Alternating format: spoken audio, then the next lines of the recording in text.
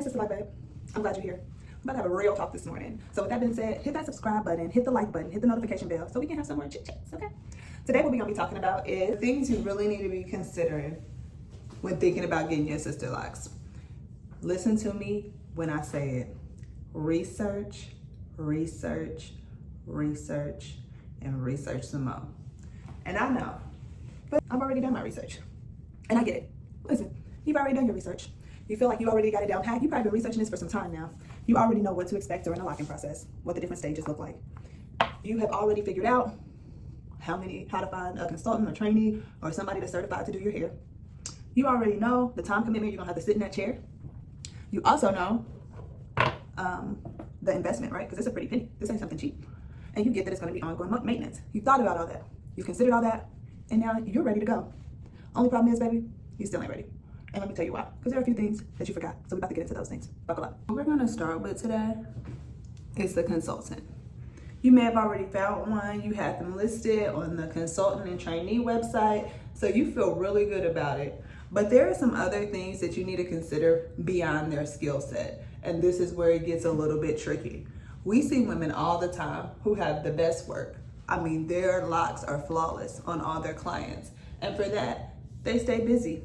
They stay booked, which is great, except maybe they're not a personality fit.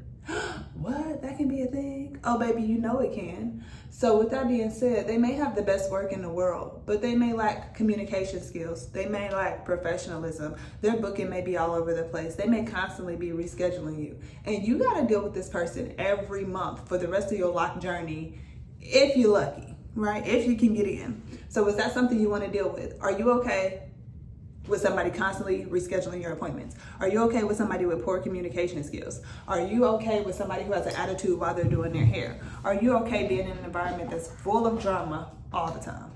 Really think about it. Skills are great, but I'm sure somebody else with equal or better skills is there with a little bit more professionalism. So that's something you want to think about. In addition to that, you also are going to want to think about the travel distance. Some people get a loctician and they think the commute is fine until it isn't. They don't mind driving an hour and a half, 2 hours because the work is great. But sometimes your life situation changes, sometimes your circumstances change, and you can't make that same commute every single month. So then what? What happens when the commute becomes way too much? What happens when your loctician stops doing hair? Do you have a backup plan? What happens when she gets overbooked because she didn't manage her books in a way that makes sure you stay on a rotation? She manages her books in a way that makes sure she keeps making money. Nothing wrong with that. That's her job. That's what she's supposed to do. But if you can't get in to get your hair done, do you have a backup plan? Will your loctician still accept you if you go to somebody else to get your locks done because she's too booked? So these are things that you need to consider as well. It goes beyond the skill set. The skill set is just bare minimum requirement when looking for a Sisterlock trainee or consultant to do your hair. What you should really be looking at is the character and the way they run their business. Those are questions that people don't ask during a consult. They're just looking at, I can't wait to get these pretty parts. But the ongoing maintenance is very important. I say all of this with love, and I say it to say because I've had many clients sit in my chair who have hopped from one loctician to the next loctician to the next loctician, to the next. And some, I can't help you. You've had too many hands in your head, and now your locks are severely damaged. And unfortunately, I cannot work a miracle. I cannot bring your locks back to life. And this is not targeted towards any one client. To my clients who are watching this video, I love and appreciate all of y'all. Please know that. This is just more so for me to educate the general public on the dangers of going from one chair to the next chair to the next chair. If your locks are holy throughout, if your pattern is inconsistent down the lock, you're asking a lot on our backs, a lot on our knees, and a lot on us. So again, in the most respectful way possible, I'm telling you, really do your research on your loctician before you book her as your loctician.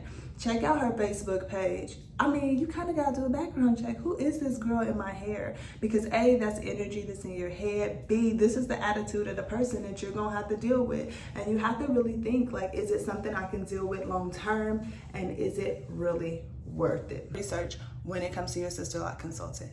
Really do your research when it comes to your Sisterlock consulting. Really do your research when it comes to your Sisterlock consulting. Second thing, when it comes to the grid, let's get into it. Y'all love the grid. Hell, I love the grid. Let's just be for real. But the reality is there's more to your locks than a grid. I did a whole nother video on that. You can go back and check it out. But in the beginning, do not get catfished by the grid. That's the best way I can put it.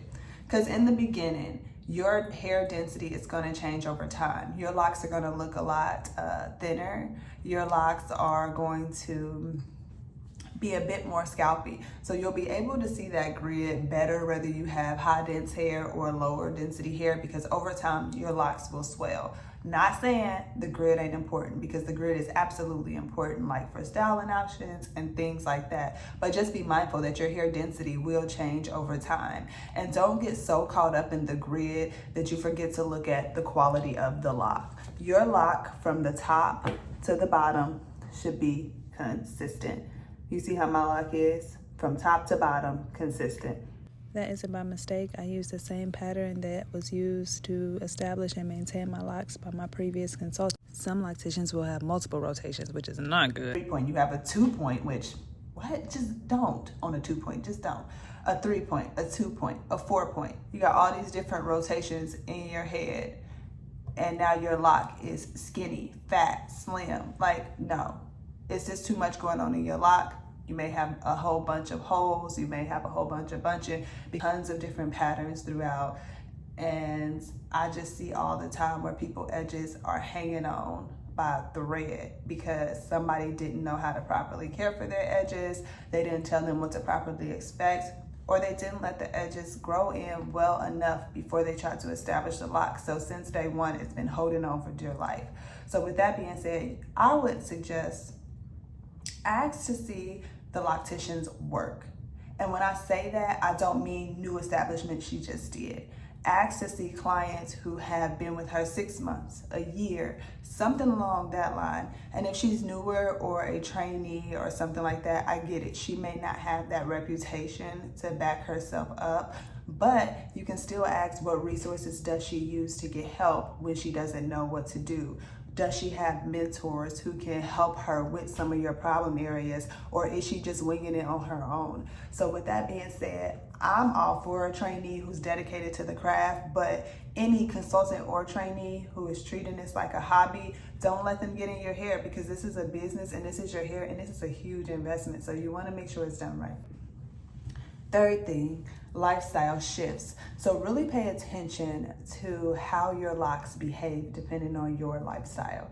So what I'll say is this: more active people could require more washing depending on how frequently they sweat. If you are a person who is sweating heavy, working out at the gym, getting it in, 9 chances out of 10, you're gonna sweat a lot more, and you're gonna need to probably wash your hair every 10 days instead of every 14 days. So that might be a change or an adjustment. And if your loctician is just going with a one size fits all, hey, everybody, all my clients do it like this, this is just how it's done.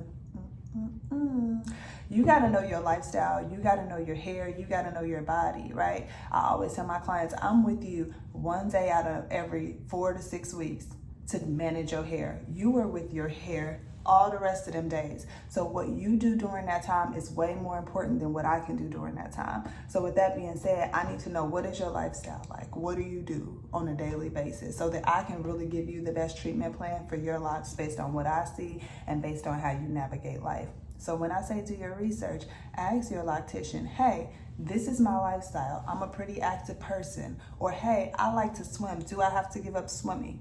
Hey, this is me. What do I need to do for my lifestyle, for my locks to flourish and to grow? When I say do your research, this is what I mean. I don't mean just the process of locking. The process is the process. Those are things that, yes, again, baseline. You should do those off rip.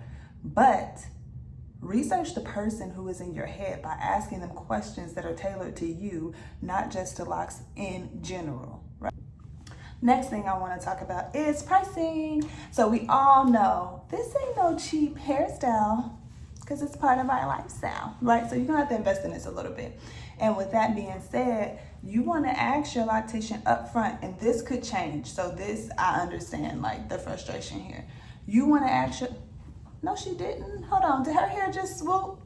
Y'all know I'm on my lock journey too, baby, and that little swoop just, okay, sorry, I'm back. But you want to talk about price creeps or price changes. So with that being said, over time, if you're with a trainee, you should expect her prices to go up when she becomes a consultant. If you're with a consultant, you should expect every year her to look at her prices, look at the competition, look at what the market is doing, and adjust her prices accordingly. What you pay this year will not be the same as the thing you paid last year. So inflation is real. So knowing that, always keep in the back of your head that, hey, this is how much it costs now. If this is a lot for me, maybe this isn't something I want to continue to invest in. It's going to be too much financially. Or maybe you say, hey, I know that the price is going to go up next year. Do you have an idea of what your pricing may be? Ask the questions. It's your hair. You should know. You need to be prepared to pay. You need to be prepared to take care of it. Like, how often do you review your pricing? When should I expect prices to go up? Some people grandfather their people in at whatever the rate is when they started and only increase for new clients. So ask these questions, because these are the things that are really going to impact you long term. And with that impact, it's going to have an impact on your hair. Because if you have a person that's raising their rates every quarter, okay, can you keep up financially? Versus a person who maybe raises their rates once a year, that may be a little bit more manageable. So with that being said, these are questions you need to ask, because you don't want to be in a situation where you have a loctician who raises her prices every quarter. You can't keep up. So now you're forced to go to somebody else who maybe don't have skills that are as good as hers. Maybe they rush through you. Maybe they won't even take you. And now you have to learn to self-retie. So with that being said, ask the questions beforehand. This last one is the biggest one for me. Find a support group. When we get our locks, everybody doesn't understand the vision. Our friends and family may see mature locks and say, your locks don't look like that. Why are your locks frizzy? I've seen Sisterlocks. Sisterlocks don't look frizzy. Did she do it right? They don't understand the process because they haven't done the homework you've done. So get surrounded by people who have Sisterlocks, who know the process. Maybe their locks are a little bit more mature. They've been where you are and can keep you encouraged, because constantly hearing the negativity from people who don't see the vision until you get there can be daunting, and it can make you second guess your decision. And I've seen women even cut their locks off because of things their husband have said, their sister have said, their mother has said, and they're like, man, I should have stayed on my journey, and now I'm back here to start over.